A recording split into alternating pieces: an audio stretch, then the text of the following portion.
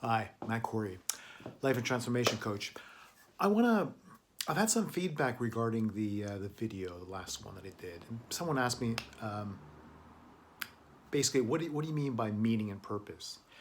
Now, meaning and purpose is very individual, very unique to each person. And it really comes down to what it means for you. Now, for someone, it could mean I want to do something in my life that is meaningful. That means either what they're doing in terms of work, what they're doing afterwards within their personal life, within their family,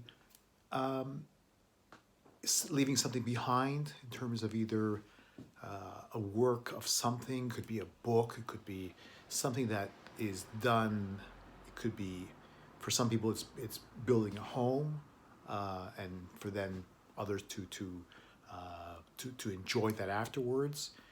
For others, it could be something completely different. I mean, could be having a beautiful garden. You know, as I said, it could be writing a book. It could be just something that they want to sort of do for themselves and maybe do for others as well. But you know what it is. There's something there in that little voice of yours. Years ago there was this shows my age, I guess. It was a TV series called Magnum PI, and Tom Selleck, the character, was always mentioning my little voice. Everyone has that little voice, but do we actually listen to it? How often do we actually sit back and listen to that voice in terms of what it's telling us? And now's that time. During this period with the coronavirus, now is the time to take advantage of that. Look at it. Have a think.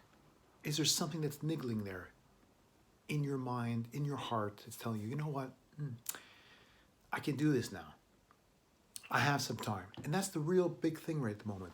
You need to be looking at what you're listening to within yourself, and also what you're focusing on. Not necessarily the news every day. I get it. If you're listening to the news in terms of getting an update, if there's a vaccine, any new developments, hopefully things are clearing up, great.